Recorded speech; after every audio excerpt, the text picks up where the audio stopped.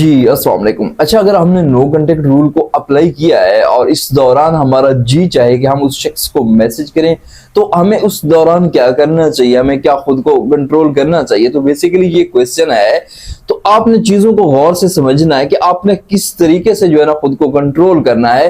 क्योंकि अगर आप नो कांटेक्ट रूल को ब्रेक करते हैं तो ये चीज आपके ज्यादा नुकसान में चली जाती है, क्योंकि दूसरा शख्स ये समझ लेता है, उसके माइंड में ये एक इमेज बन जाता है कि ये मेरे बगैर कभी रह नहीं सकता।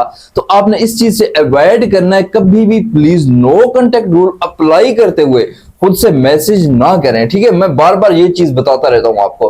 तो अब देखिए आपने किस तरीके से जो है ना खुद को कंट्रोल करना है और इसका एंड रिजल्ट क्या निकलेगा मैं आगे चल के आपको बताऊंगा।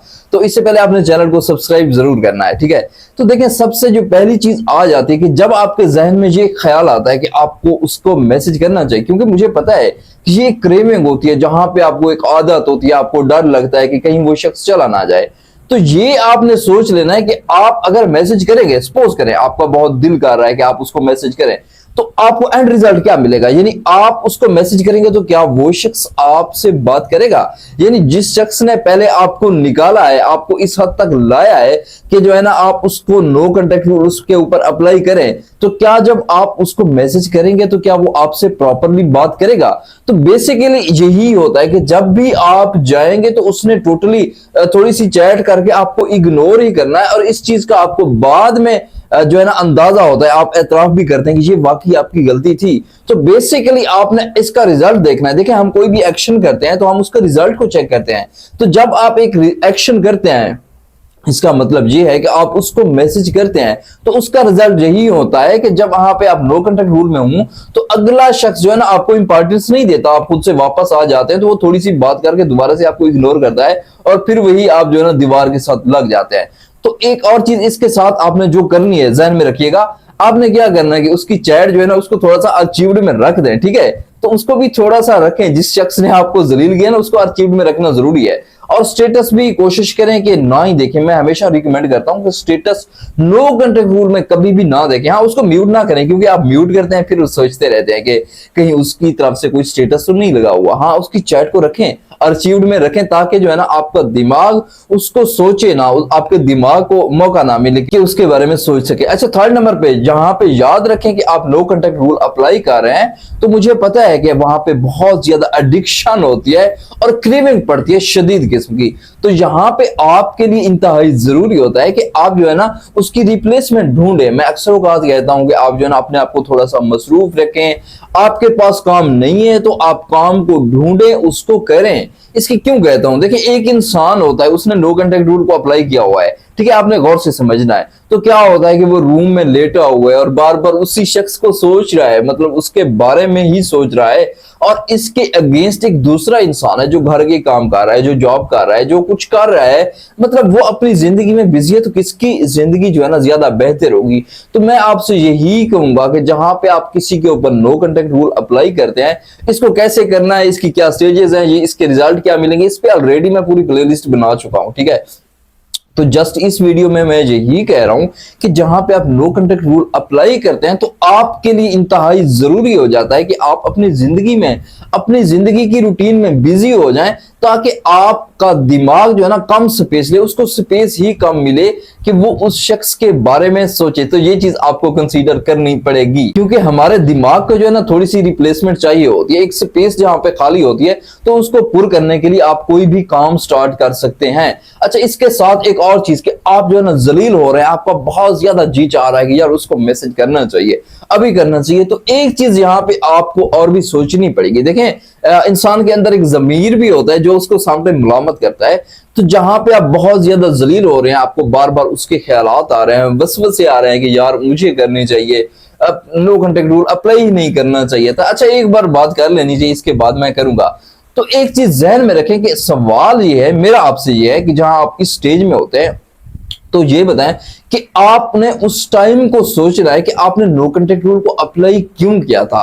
तो इस चीज को आप देखें कि उस शख्स ने आपको जलील किया था, उस शख्स ने आपकी जात की कर्जियां वगैरह थी, उसने आपको कोई इंपॉर्टेंस नहीं दी थी, उसने आपको जहनी अजियत दी थी। तो जहां पे आप इन चीजों को सोचेंगे कि वो शख्स जो है ना हमेशा आपकी एक अजियत की वजह बना था और इस वजह से आपने नो कांटेक्ट रूल को अप्लाई किया था, तो आपका दिमाग थोड़ा सा ऐसे सेट होने लगेगा, ठीक है ना। तो इस चीज को आपने इंतहाई गौर से देखना है कि आपने बार बार अपने आप से सवाल करना है कि मैंने ये नो कांटेक्ट रूल को अप्लाई क्यों किया था, इसकी क्या वजह थी। उन डेज में चले जाए, उन टाइम्स में चले जाए जहां पे आपको डिसरिस्पेक्ट करके निकाला गया था।